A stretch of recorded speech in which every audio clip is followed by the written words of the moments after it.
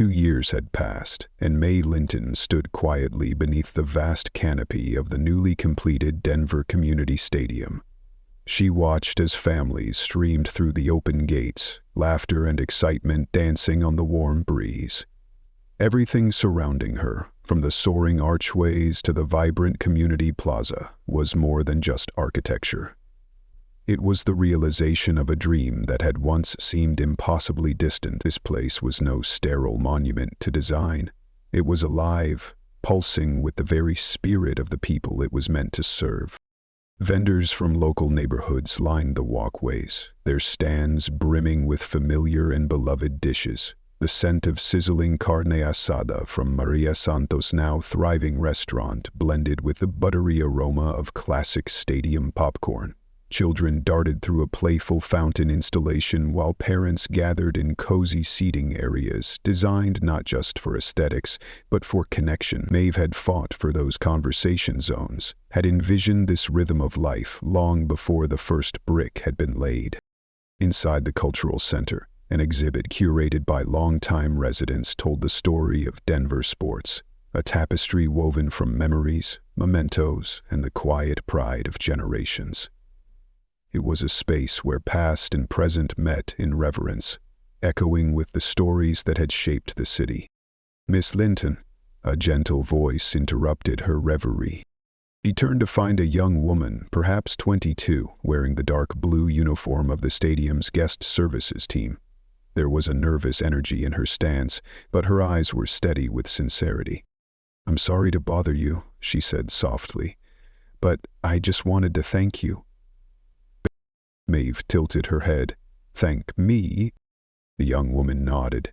"For the break rooms, for the natural light in the offices, for designing this place like the people who work here matter just as much as the guests who visit.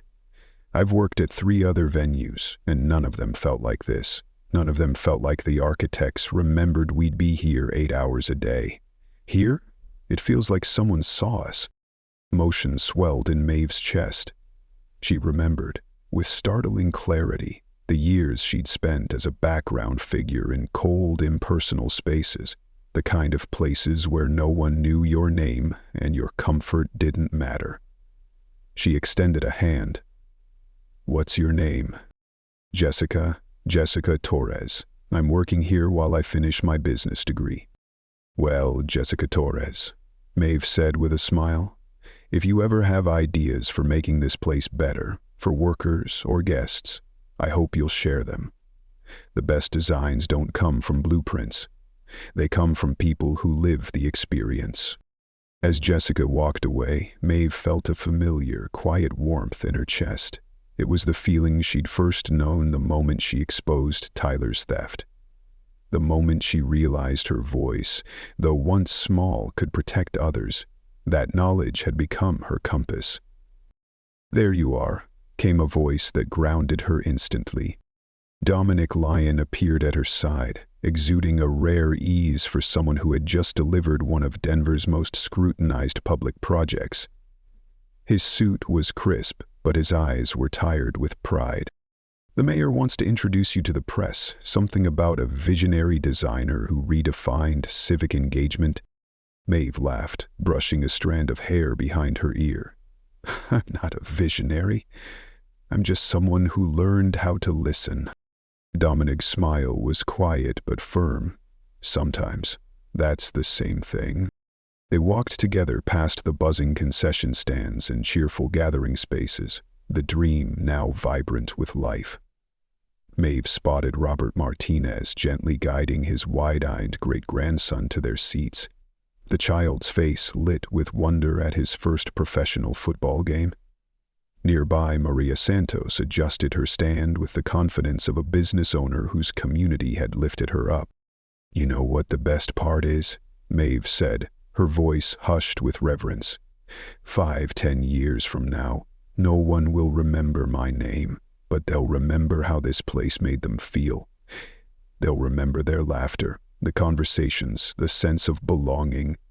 That's what lasts." The media interview passed in a blur. Mave spoke about design philosophy, inclusive engagement, and the courage it took to put people first. But one question lingered in her mind, asked by a journalist barely out of college. What would you say to someone who feels like their voice doesn't matter? Mave had paused. She had seen that girl before, in mirrors, in memories. I tell them that feeling invisible isn't the same as being unworthy. Sometimes the people in the shadows are the ones who see the clearest, because they're not blinded by attention. They notice the cracks no one else sees. She took a breath. Courage isn't the absence of fear. It's choosing to act anyway. Because something matters more. And your voice, it doesn't have to be the loudest to be the most powerful. Sometimes, telling the truth, especially when it's hard, is the bravest thing a person can do. Later that night, after the echoes of cheers had faded and the last families had gone home, Mave wandered the quiet stadium alone. Her footsteps echoed in the corridors, now sacred halls of memory. She thought of her mother, who had passed away just 6 months before completion. Her voice echoed in Mave's mind. I always knew you had it in you. I just didn't know if you'd believe it. She thought of the girl she used to be, the one who shrank herself, who apologized for her presence, who believed her ideas didn't matter. That girl had been wrong about many things, but she'd held on to one truth. Kindness mattered. Integrity mattered. Doing the right thing, especially when no one was watching, mattered most of all. As Mave turned off the last light in her office and stepped into the night, she felt a deep, quiet satisfaction. She was no longer invisible. She was the architect of a space where everyone mattered. And tomorrow, she would rise and do it all again. Hours later, in a courthouse cafe thick with tension, Mave sat with Dominic and their team, nursing cold coffee while the city council deliberated. 2 hours felt like 2 lifetimes. Her thoughts drifted to the people who mattered most.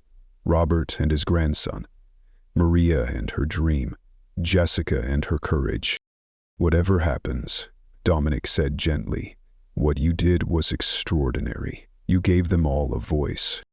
Patricia Chen, a veteran of city projects, nodded. I've been doing this for 15 years, and I've never seen a proposal move people like that. You didn't show them a building, you showed them a future. The call came at 4:17 p.m. The council is ready.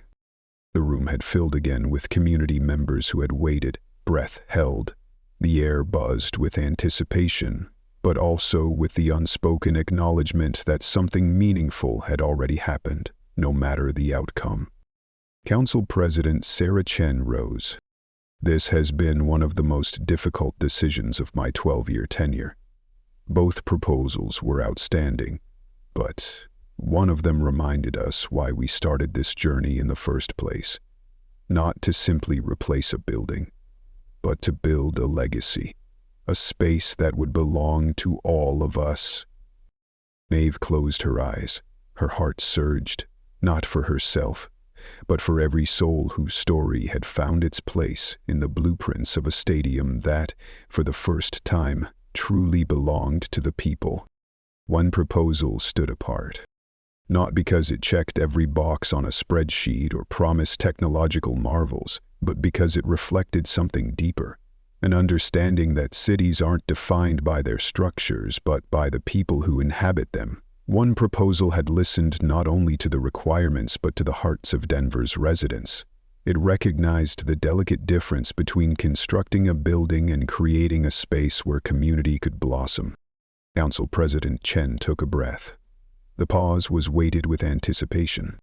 The Denver City Council is proud to award the stadium contract to Grant and Lyon, she announced, with the expectation that the community engagement elements presented today will remain central to the final design. The chamber erupted. Mave stood frozen for a heartbeat, emotion crashing over her like a wave. Tears streamed down her cheeks as colleagues embraced her. Community members she had interviewed rushed forward with gratitude, and reporters closed in with eager questions. In the chaos, her eyes found Dominic Lyon, the CEO who had once seen past her mop bucket to something greater. He was grinning, his expression a mix of triumph and something quieter, more meaningful, respect. "We did it," he said, pulling her into a hug. His voice was thick with pride. "We actually did it." "No," Mave whispered, her voice unsteady. "You gave me the chance to prove myself." Dominic pulled back slightly, looking her in the eye. "No," he said with conviction. "You earned that chance. You earned every part of this, and this is just the beginning." The celebration flowed into the evening. Glasses clinked, voices rose in laughter. But Mave drifted inward, reflecting not just on the victory, but the journey that had carried her to this moment.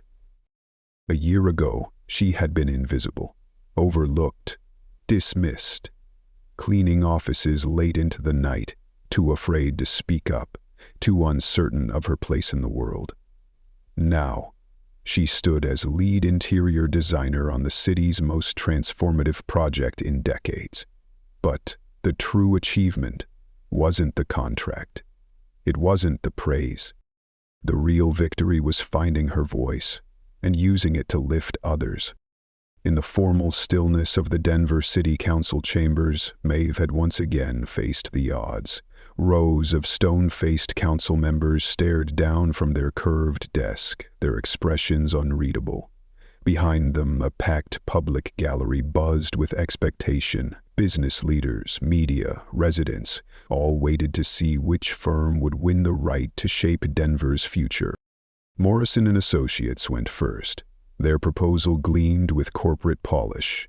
A 65,000-seat marvel, LEED certified, equipped with cutting-edge tech and a guaranteed 3-year timeline. Their lead architect spoke with flawless confidence. Everything was precise, predictable, safe. The council nodded along.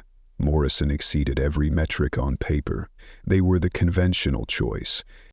Then it was Grant and Lyon's turn.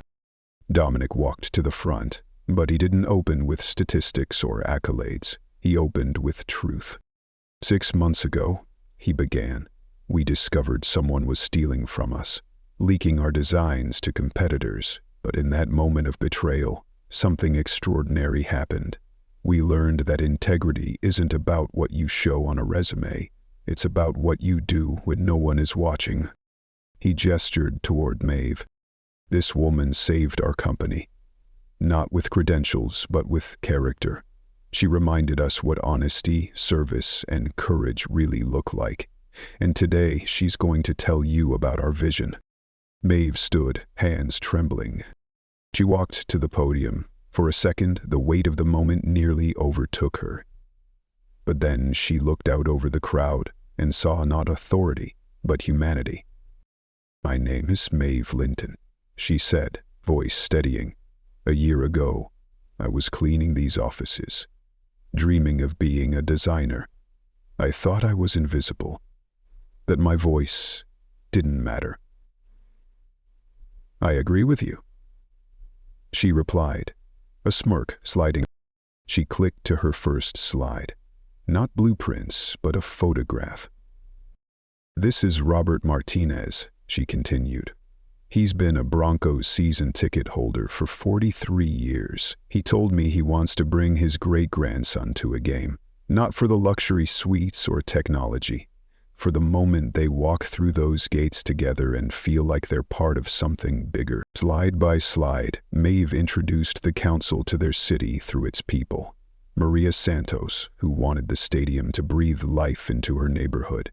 A youth coach who wanted fields for practice. A veteran who needed accessible facilities. "A stadium isn't just concrete and steel," she said.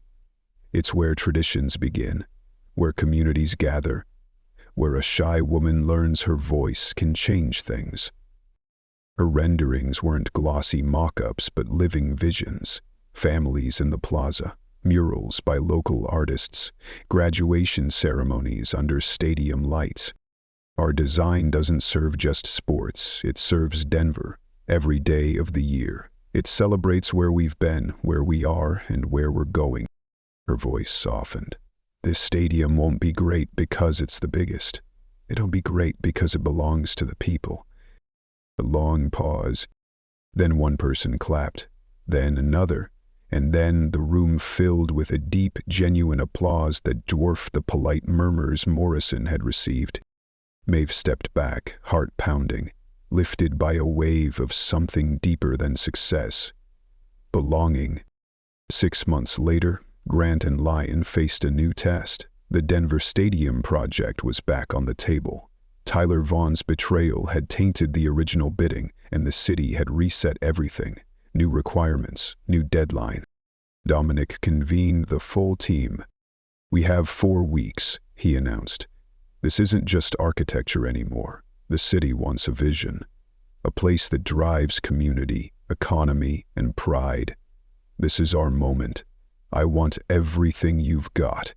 Every idea, every ounce of heart."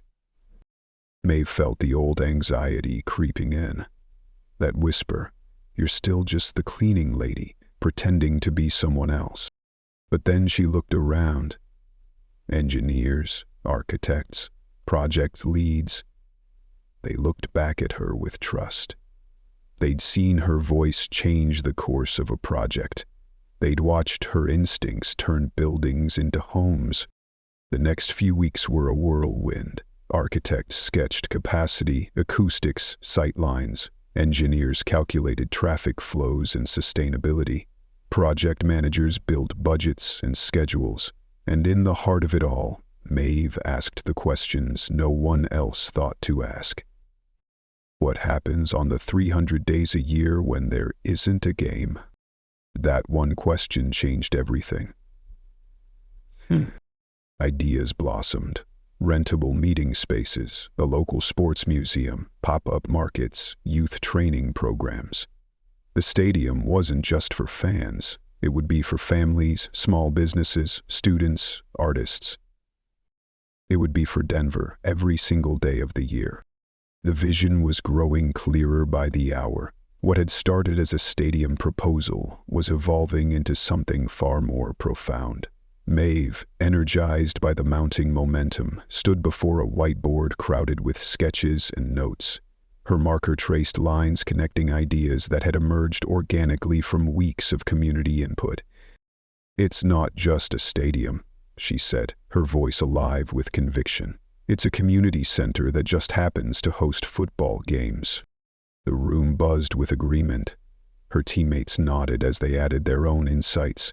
Denver sports history showcased in interactive exhibits, year-round restaurants and retail to support local entrepreneurs, a fitness facility that would host youth leagues and adult rec teams alike. One planner suggested educational field trips that would bring students in to learn about architecture, engineering, and civic development. The ideas kept coming, each one furthering the central goal, a stadium that would be an everyday part of people's lives. Mave took on the role of translator, not just of language, but of purpose. She bridged the technical with the emotional, ensuring that every decision, every blueprint was rooted in real human needs. But just as things began to crystallize, news arrived that sent a chill through the team. Their primary competition would be Morrison and Associates, the very firm that had once bought stolen plans from Tyler. "They're good," Patricia Chen acknowledged during a tense team meeting. "They deliver on time. They stay under budget. Their designs are solid. But do they move anyone?" Mave challenged, looking around the room. She had been studying Morrison's previous projects late into the night. Their stadiums were sleek, efficient, even beautiful. But they were emotionally barren. They performed without inspiring, functioned without embracing. "We need to offer something more," she said. "Something that doesn't just host events, but creates experiences. Something that doesn't just serve the community, but builds it." In the final week before the proposal was due, Mave voiced a bold idea. "Let's include community voices in the presentation. Not just our vision, the community's." Dominic raised a brow. "You mean interviews?" "Exactly. Let's talk to the people who will use this space. Ticket holders, business owners, kids from the rec leagues. Let's ask them what they need, what they hope for, what would make them feel at home. It was unorthodox, but Dominic gave his nod. And with that, Mave plunged into the city. She walked Denver's streets, sat in family-owned restaurants, visited local parks. She listened to an elderly man recall the roar of Mile High Stadium, a cafe owner who dreamed of steady game day foot traffic, a youth coach who wanted a place for kids to train safely, children who closed their eyes and imagined running onto a professional field. Mave recorded their words. She took notes, photos, sketches. Every voice added a new layer, and late one night, surrounded by scraps of these stories, she began writing the opening presentation. She thought of the man who longed to share his team with his grandson, the shop owner who equated football weekends with neighborhood pride, the child who dreamed big. And then she thought of herself, the girl who had once stayed late after everyone left, pushing a mop through silent hallways, doubting she had anything to offer. That girl had been quiet, but she had watched, listened, felt, and now she understood. Being seen wasn't about being loud. Being heard wasn't about titles. It was about showing up and speaking from the truth. That understanding had started on her very first day as a design consultant. Mave had sat silently among professionals whose vocabulary alone made her feel like an imposter. Spatial dynamics, material palettes, acoustic optimization. It had felt like an exclusive club where she didn't belong.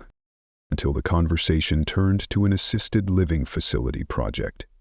The architects had designed a pristine layout, efficient, modern, but devoid of soul. "What about the residents?" she had asked, softly at first. The room had stilled. Patricia looked up. "What do you mean? What do they need?" "Not functionally. Emotionally," Mave said. Her voice strengthened with each word. "When my mom was ill, the places that felt like home weren't the cleanest. They were the ones where families could sit together, where windows let in real light, where furniture was gathered in small circles, not lined like waiting rooms." She walked to the plans, pointed. "Here, this common area is efficient, but where's the privacy? Where does someone share a photo album with their grandkids? Where do you go to feel like a person, not a patient?" The silence that followed wasn't skeptical, it was reflective. "You're right," Patricia murmured. "We designed a facility, not a home." Mave offered suggestions: nooks by windows, flexible seating, distinct rooms for different needs, a meditation corner, a game space, an art room. Marcus, the lead architect, nodded slowly. "We can make this work structurally. The only question is budget." "What's the cost?" Mave asked, "of building a place no one wants to live in?" Dominic, who had been quietly listening, smiled. That was the voice he'd bet on.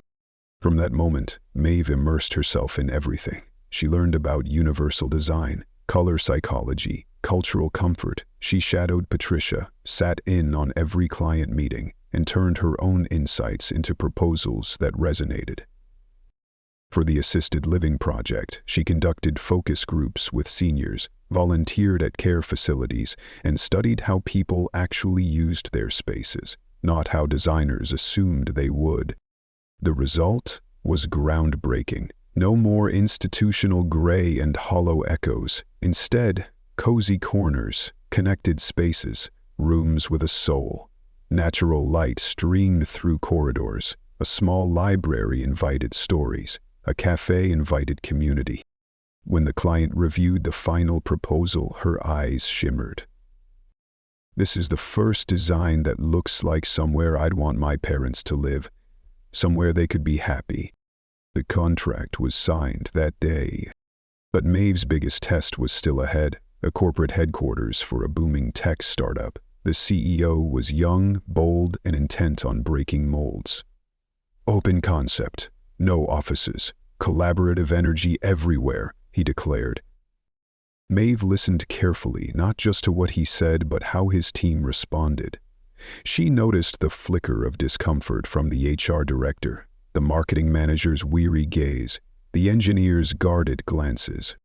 She saw what the CEO didn't, that innovation had to be lived, not just designed, that breaking down walls didn't mean erasing boundaries people needed to thrive.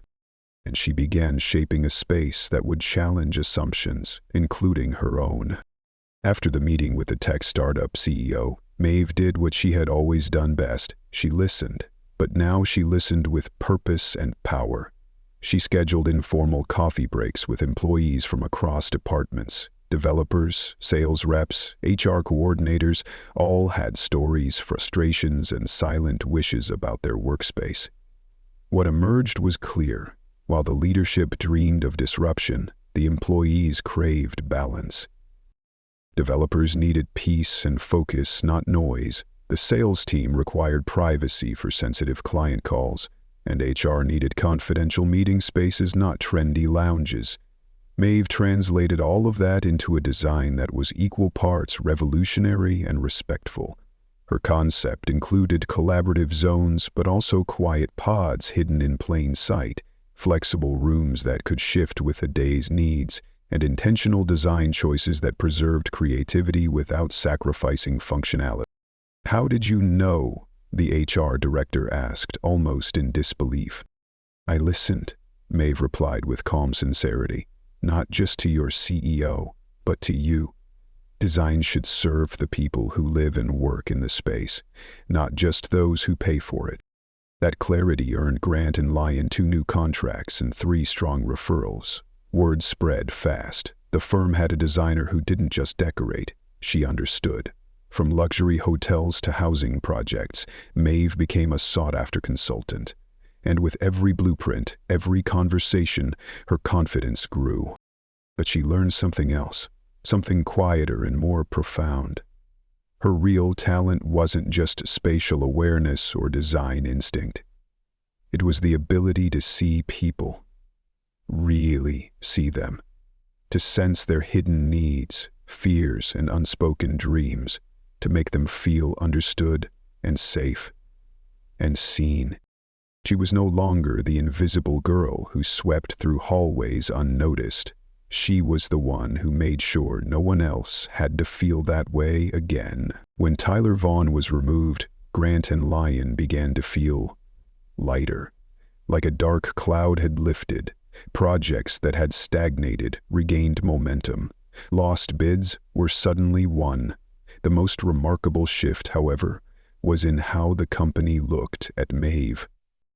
Ms. Dorsey ensured that the truth was known not through gossip but through careful and respectful communication. The story of how the quiet night cleaner had uncovered a conspiracy spread throughout the office, and everything changed. Now when Mave pushed her cart through the hallways, designers stopped her to say thank you, admins brought her coffee, security guards greeted her by name. The same people who had once looked past her now looked her directly in the eye. The most significant change came from Dominic Lyon. 3 days after Tyler's dismissal, he asked Mave to meet him during her shift. She found him not behind his grand desk, but seated near the window, with 2 steaming coffees and a plate of pastries between them. "Please sit," he said warmly. "I've been wanting to talk." Mave sat, still uncertain of her place. But Dominic's tone was different, humble, honest. "You once said that doing the right thing can be hard, even when your voice shakes." "I've been thinking about that," he began. "I've realized that in my pursuit of success, I stopped listening to you, to others, to the quiet voices that often carried the most important truths." He paused. "Miss Dorsey tells me you studied interior design." Mave nodded, her voice soft. "I didn't finish school. I had to take care of my mother." "I know," Dominic said gently. "I also know that you've been studying on your own, that you have an incredible instinct for how spaces feel, and I've reviewed feedback from our clients. Do you know which spaces get the most praise, the ones you clean, the lobbies, the lounges, the conference rooms. They feel different after you've been there. Mave tried to deflect. I just straighten things, arrange flowers, move chairs. Exactly, he said. The small things that turn a space into a sanctuary. He leaned forward. I want you to lead something new. A division focused entirely on interior design consulting. Not just as an add-on to architecture, a standalone service. But we'll start with support. You'll be an assistant designer. We'll pay for you to finish your degree. You'll shadow our senior team and grow. Mave's eyes welled up. I don't know what to say. Say yes, Dominic smiled. Say yes to the career you dreamed about. Say yes to being valued for who you are. She thought of her mother's words, that kindness and hard work would find their reward. She thought of the girl who used to sketch room plans late at night. She thought of how far she'd come. Yes, Mave said. I'll do it. The next morning she walked into Grant & Lyon at 9 a.m., not 7 p.m. She wore a simple dress, carried a leather portfolio gifted by Miss Dorsey, and stepped through the front doors not as the cleaner, but as the newest member of the design team. Good morning, Miss Linton, the receptionist said with a smile. Mr. Lyon is waiting for you in conference room A. Every step down that hallway felt different. She wasn't carrying brooms or garbage bags. She carried purpose. She carried dreams. And for the first time in a long time, she carried hope. She was Mave Linton, interior design consultant. And she had work to do. Have you ever experienced that moment, the one where someone truly sees you? Mave's story is a reminder. Recognition doesn't come from shouting the loudest. It comes from showing up with integrity, time and time again. But that recognition had been earned. Back in Dominic Lyon's office, months earlier, the air had been electric. Mave stood by the window, trying to shrink herself out of view, even as she held the truth that could change everything. Dominic, hunched behind his desk, flipped through security footage and printed logs. Each page added weight to the storm building behind his eyes. Peace. Timestamps. You're certain they're accurate? He asked, his voice like a distant thunder. Yes, sir, Mave said, barely above a whisper. I checked them 3 times. For the first time since she'd entered, Dominic really looked at her, saw the trembling hands, the weary eyes, the immaculate uniform. This wasn't someone with a personal agenda. This was someone who had everything to lose. You're asking me to believe that Tyler Vaughn has been stealing from us, he said slowly, that he betrayed this company from within. Mave didn't flinch. I'm not asking you to believe anything, she said. I'm just showing you what the cameras saw. The evidence speaks for itself. Miss Dorsey stepped forward, calm and unwavering. Dominic, I've worked with you for 15 years. I wouldn't bring this to you unless I was absolutely certain. Dominic turned to the window. Below, the city thrummed with indifferent life. But his world, his company, was shifting beneath his feet. If this is true, then Tyler hasn't just cost us a contract. He's exposed every project we've touched, every bid, every strategy. The intercom buzzed. Mr. Lyon, Tyler Vaughn is here for your 2 p.m. The 3 looked at each other. Dominic nodded grimly. Send him in. Mave felt her pulse spike. Sir, I should go. No, Dominic said firmly. You stay, both of you. I want witnesses. The door opened. Tyler entered with his usual smirk and swagger, a folder under his arm, his charm dialed to 11. Dominic, I've got the final acoustics design. You're going to love this. He froze, noticing Mave and Miss Dorsey. Didn't realize we had a meeting. Sit down, Dominic said, voice deceptively calm. Tyler did. Dominic slid a photo across the desk. Explain to me what you were doing in my office on October 11th. Mave watched the flicker, the mask drop. For the first time, Tyler Vaughn didn't have the right answer. And in that moment, everything changed. Tyler leaned forward, attempting to steady his voice, but the tremor betrayed him. I was here for our scheduled meeting that day, he said, clinging to his story. The meeting was at 2 p.m. Dominic held up the printed security still, his voice a low growl. This time stamp places you in my office 3 hours earlier, not at the conference table, not waiting in the reception area, at my filing cabinet. Tyler's eyes flicked toward the door, as if mentally calculating his escape. Must have stopped by to drop off reports, he stammered. I have keys for after-hours work. That's not unusual. The cabinet you accessed contains the Denver Stadium project specifications, Dominic said, rising slowly from his chair. That cabinet was supposed to be off-limits to everyone but me. That cabinet holds details that miraculously ended up in the hands of Morrison and Associates, allowing them to underbid us on the Riverside development project by exactly 2.3%.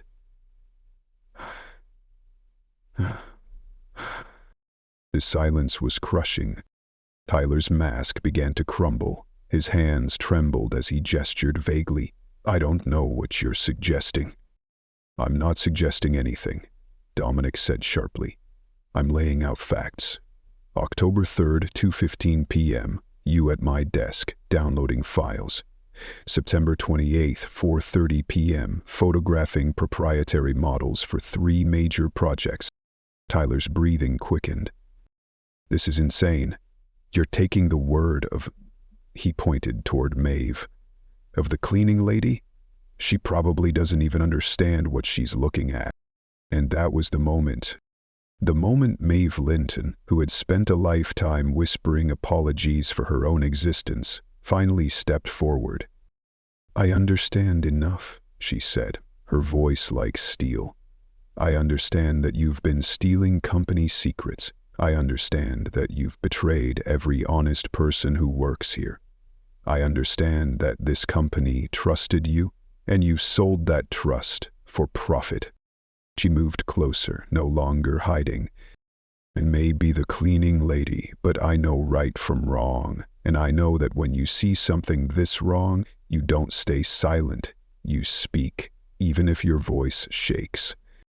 Tyler's composure snapped. His face turned crimson.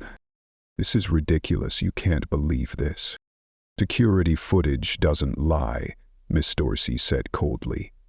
And neither does integrity. Dominic reached for his desk phone. Security, please escort Mr. Tyler Vaughn from the building. He is no longer employed at Grant & Lyon and is not to return under any circumstances. He hung up and looked directly at Tyler. Legal will be in touch. I hope whatever they paid you was worth it. Tyler stood, eyes wide with fury and disbelief. You're making a mistake. This company can't survive without me. I was the creative engine. You were a thief, Dominic said quietly. And now, you're a former employee. Minutes later, security arrived. Tyler was escorted out with the same professionalism he had once used to command admiration. The door closed behind him with a finality that left the room vibrating. Dominic turned to Mave, his face softer than she had ever seen it. I owe you more than an apology. I owe you everything. Without your courage, he could have destroyed what we've built. Mave blinked, emotion threatening to spill. I just did what anyone would do. No, Dominic said. You did what very few would. You stood up, alone, with no guarantee you'd be heard. That's not common. That's heroic. That weekend, sleep was impossible. Mave sat in her cramped apartment, surrounded by folders, papers, screenshots. The weight of what she carried felt unbearable. She'd cataloged everything, documented every instance, but the thought of walking into that office to confront the CEO of the company still terrified her. She was just a cleaner, just a girl from Nebraska. But when Monday arrived, Mave rose. She looked at the framed photo of her mother, a woman who had taught her that being honest was more important than being comfortable. She packed the evidence and walked into the building. Okay. The contrast from night to day was jarring. The quiet halls she cleaned were now a whirlwind of ambition. Polished shoes clicked over the marble floors. Voices barked over phones. Deals were being made in real time. Mave's sneakers squeaked like accusations. She stepped into the executive reception area where everything whispered wealth, and she felt smaller than she had in years. "I need to see Mr. Lyon," she said to the receptionist, her voice barely audible. The woman, impeccably dressed, flawlessly composed, didn't look up from her screen. "Do you have an appointment?" "No, but this is about the company. It's about security." The receptionist looked up, now wary. "I work here. I clean. At night. Please, he needs to see this." A voice cut through the tension. "What seems to be the issue here?" Mave turned to see a woman in a navy suit, silver hair pulled into a precise bun, eyes sharp with experience. Margaret Dorsey, operations manager, the woman who kept Grant and Lyon running like a watch. "Ms. Dorsey," the receptionist said quickly. "She says she has a security matter." "What's your name?" "Mave. Mave Linton. I clean the executive offices." Miss Dorsey nodded. "I know who you are. Your work is immaculate. Mr. Lyons mentioned it.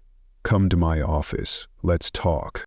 Ms. Dorsey's office was a sanctuary of calm. She poured Mave coffee, sat down, and listened. And Mave told her everything. She walked her through the timeline, the footage, the moments when trust had been broken and secrets stolen. Her hands shook as she spoke. When she finished, Miss Dorsey whispered, "My God, the stadium project alone. If this had gotten out." "That's why I had to come forward," Mave said. "I couldn't just do nothing." Miss Dorsey looked at her, and in that moment she wasn't just a manager. She was a protector. "He'll believe the evidence, and he'll believe me when I tell him about your character." Mave had expected Tyler to be powerful, and he was, confident, magnetic, the golden boy, the one everyone assumed would change the skyline. But the footage told another story. In grainy black and white, Mave had watched Tyler Vaughn transform from star to saboteur. He moved through Dominic's office like a ghost with keys. He photographed documents, downloaded files, the stadium plans, the housing designs, the resort blueprints. He betrayed them all. Mave sat frozen, watching frame after frame, and when she realized the scale of what he'd done, something in her changed. She documented everything, organized it, and when dawn broke over Denver, she knew no one else might fight for the company, but she would, even if she was the only one. Because sometimes the people no one sees see everything. And this was just the beginning.